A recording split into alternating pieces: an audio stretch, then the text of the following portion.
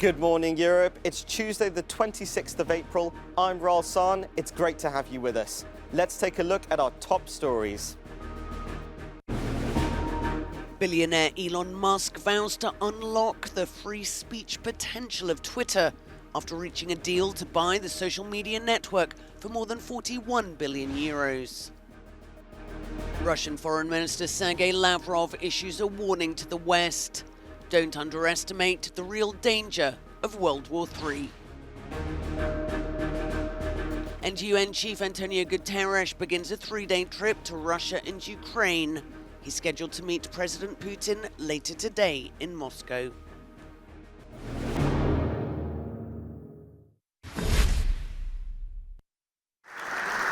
Billionaire Elon Musk has acquired Twitter for approximately 41 billion euros. The Tesla CEO says he wanted to buy the social media giant because he believed it didn't live up to its potential as a platform for free speech. In a tweet, the world's richest man said, "I hope that even my worst critics remain on Twitter because that is what free speech means." The move comes as Twitter faces growing pressure from politicians and regulators over its efforts to mediate misinformation. Last year, former US President Donald Trump was permanently suspended from his account for repeatedly violating Twitter's rules.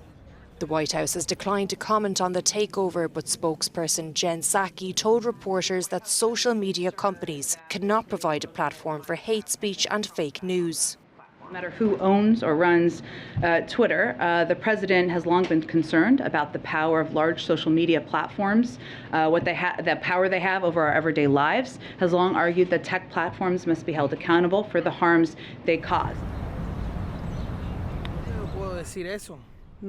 Some users fear that the entrepreneur will seek to control content on the platform for his own purposes, while others have welcomed the news.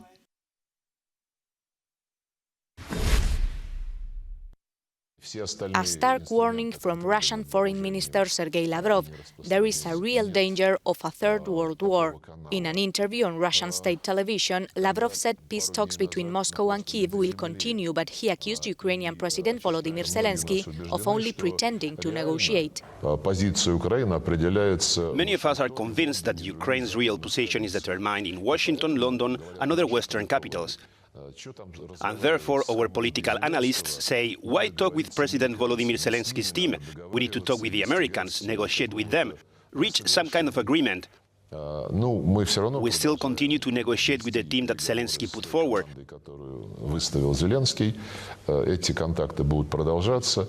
These contacts will continue, but as for the Americans, it could be probably useful.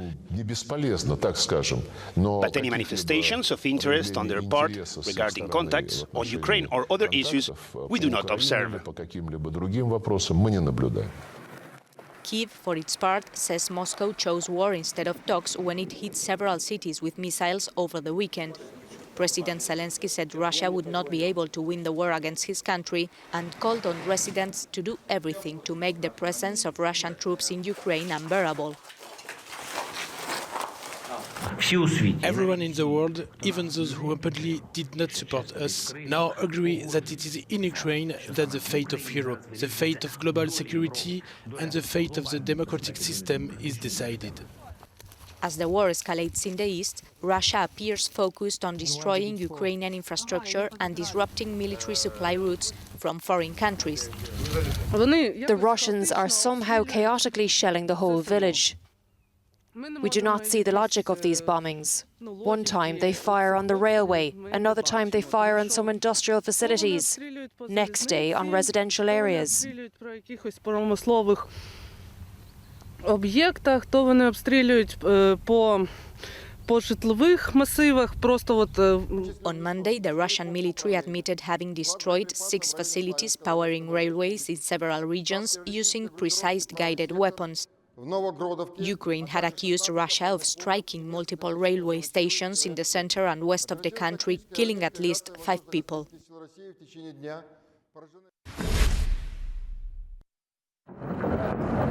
Ukraine's foreign minister is calling on the United Nations to broker a deal with Russia to evacuate Mariupol residents. But he also warns the UN Secretary General not to fall into what he calls the Kremlin's diplomatic trap.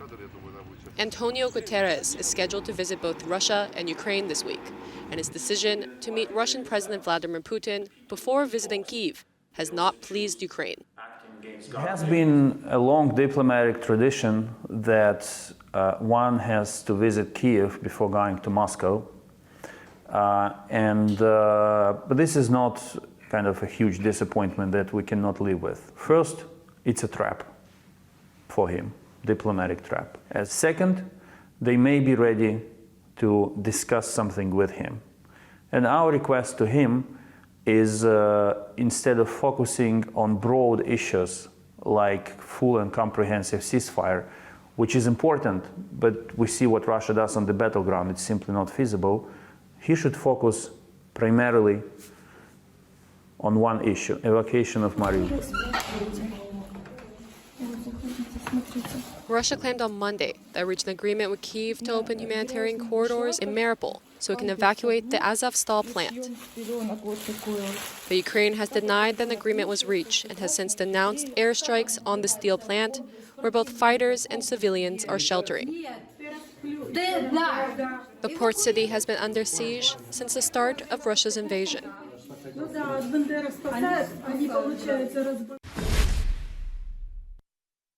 The United Nations Secretary General Antonio Guterres is today meeting Vladimir Putin in Moscow. Mr. Guterres' associate spokesman said that the goal is to discuss what could be done urgently to bring peace to Ukraine. Some analysts say that Mr. Guterres could bring up the question of the role of the UN in the peace talks, as well as pressing for humanitarian access and urgent aid to evacuate civilians from Mariupol. The Kremlin has not provided any details of the upcoming talks, but there was a short statement from the Russian Foreign Ministry as Mr. Guterres will also meet with Sergei Lavrov today. The statement says, quote, the focus will be on the crisis situation in Ukraine, which has developed as a result of the 8-year conflict unleashed by Kyiv against the population of Donbass. Many analysts believe that the talks in Moscow are going to be quite difficult and say that there is little hope for any breakthrough. On Thursday, Antonio Guterres will also meet with the president of Ukraine in Kyiv. Volodymyr Zelenskyy has criticized his decision to visit Moscow first, saying that it was simply wrong. Galina Polunskaya, Euronews from Paris. The Director General for the UN's nuclear watchdog, Rafael Grossi, is travelling to the Chernobyl power plant in Ukraine with a team of experts to address concerns over the site's radiation levels. This follows weeks of uncertainty after Russian forces withdrew from the area in March. Johannes Pleshberger has more from Vienna. The nuclear power plants in Ukraine continue to pose a major security risk, especially for Central and Eastern Europe. This is why the head of the International Atomic Energy Agency, Rafael Grossi, is now once again traveling to the war-torn country, namely to Chernobyl. The situation at the radioactive accident site is still difficult, according to Kiev, partly because of damaged bridges and landmine removal work. Ukraine had previously requested the delivery of urgently needed equipment. We are talking about radiation measuring devices, protective suits or diesel generators. Such generators already had to be used in Chernobyl in March after the normal power supply was cut off during the Russian occupation. However, it remains to be seen whether Grossi and his team managed to restore the data surveillance transmission from the radioactive site to the agency headquarters here in Vienna. During his stay, Grossi also wants to personally thank the Chernobyl staff, which had to work non-stop for several weeks under the most difficult circumstances. The real cause for concern, however, continues to be the Ukraine's 14 active nuclear reactors. If they were to be damaged in the ongoing fighting, the consequences would be catastrophic. Grossi has therefore announced further visits in the future. Johannes Pleshberger, Euronews, Vienna. This is Good Morning Europe. Stay with us, we'll have plenty more after the break.